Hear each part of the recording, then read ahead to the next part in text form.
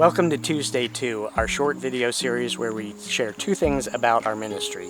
And you may have recognized I'm not Scott Reichenbach, I'm Steve Robinson. I work in the communications area for Hope Walks, and I am doing this month's Tuesday 2 because we're here in Rwanda visiting with our staff and the families that we treat.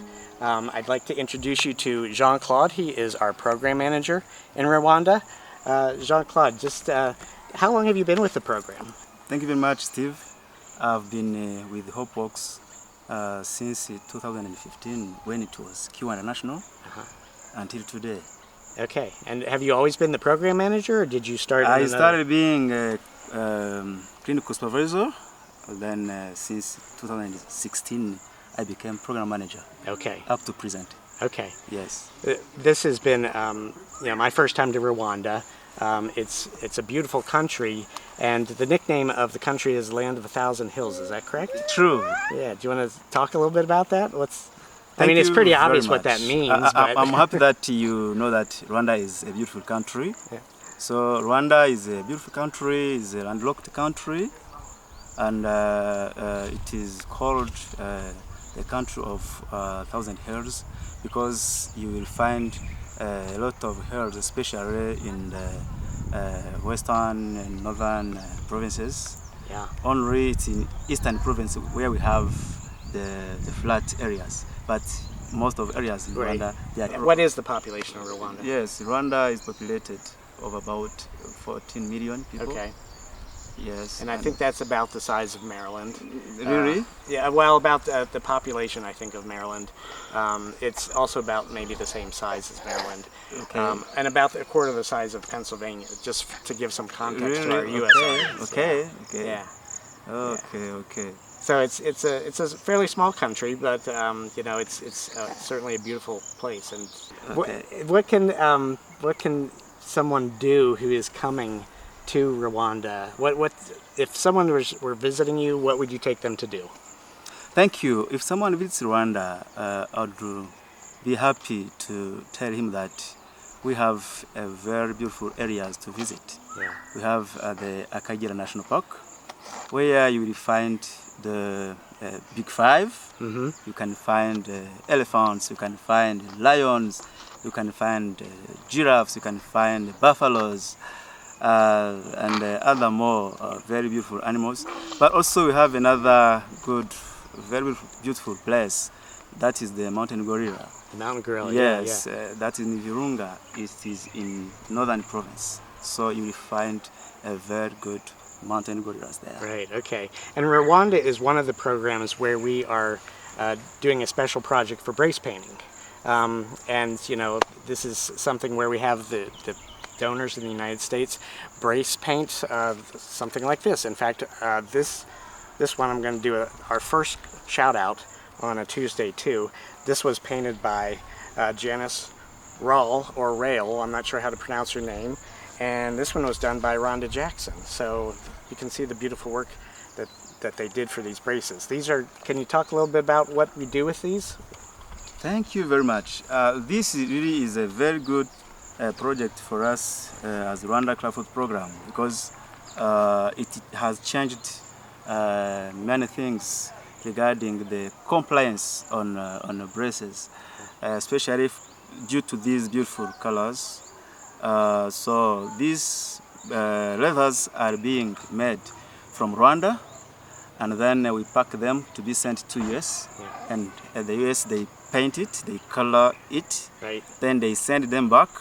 And we receive them at the office, and we send them back to the workshop for being completed. Yeah, so just talk a little bit about what it means for the kids. I think that you said it helps with compliance, meaning they will come back for treatment more likely because they like the braces, the kids like them, right? Has it impacted your program? Yes.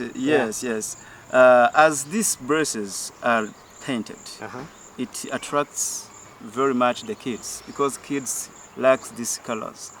And it even increases the ownership of the brace by the kid and also by the family, because before we used other unpainted braces, and we were meeting some difficulties on compliance because the kids were not liking them. But now, with these colors, the kids are liking the braces too much, and they wish to keep putting them, and they even like to call them my shoes. Yeah. My shoes, because they see they are different from other shoes they can find in the families. Right. How many kids are born each year in Rwanda, roughly, with clubfoot? Yes, each year we are expecting to receive 495 new children born with clubfoot in Rwanda. And you have a very high rate of treatment here in Rwanda. Can you talk a little bit about that? Yeah, we have been achieving a very good rate because last fiscal year we were at 79%, but for this fiscal year that we have ended in June, we've achieved 92% of rate. So that's a huge that's a great achievement. accomplishment. Yeah. That's wonderful. And now I know that you're not doing this all by yourself. You have others that help you. So can you just tell us who the other people are on the Rwandan team? The program manager, Jean-Claude. We have Alan, our clinical supervisor. We have Françoise, our counseling coordinator. And we have Jeanne as the administration and finance assistant. Those are the people who are working as a team to achieve that state of achievement. They make it happen. That's Yes. right. That's right. And what they're making happen is positive stories like the mom that we're here with today. Can you introduce us to this mom that's joined us for Tuesday too? Okay, let me introduce abana abashyitsi batu. I'm called Mbabazi Fiona. And the baby? Umwana Kamugisha Geoffrey. Okay. Jeffrey? Geoffrey. Okay. And how many casts is this for Jeffrey? Geoffrey amaze kugira simazi.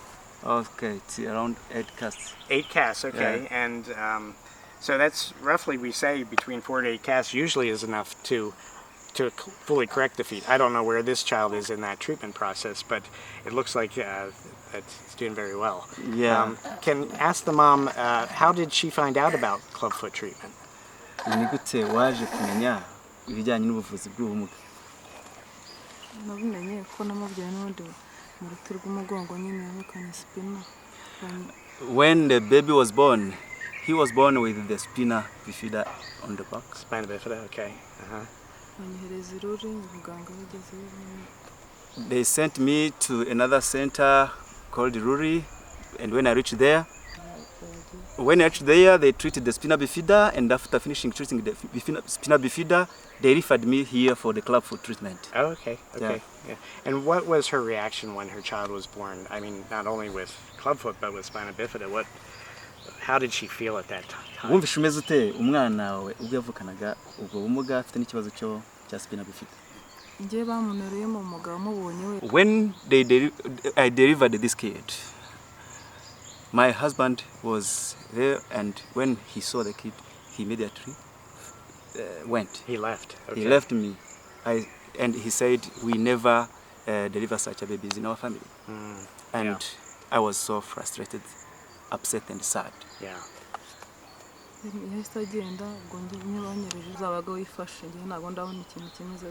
Since then, he left me, and I started this journey alone.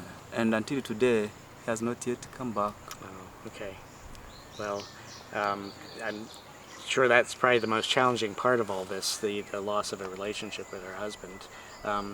Can she talk a little bit about how she's feeling now that she knows that her child's being healed? Watubwira muca make sino no uko ubona umwana agenda akira ubumva umeze ute? Ko n'ubundi afite ubundi burwayi afite indi myenge nanone ibiri ku kibuno cy'umwanda. So for now, because he's still under treatment, and he's having other problem on the back, especially on the buttocks. So I'm still feeling like I need to wait for the further improvement, but I'm feeling released. Feeling relief? Yes. Yes. relieved. Okay. Yeah. It's a process, and we certainly are. A lot of people are praying for all the moms who are going through these issues. So we certainly hari abantu appreciate. benshi basenga kugira ngo You know, we certainly are so grateful to be here this week with you in Rwanda, and we're so happy that you're tuning in. And we ask you to like, share, and share on your favorite social media these videos. Thanks a lot.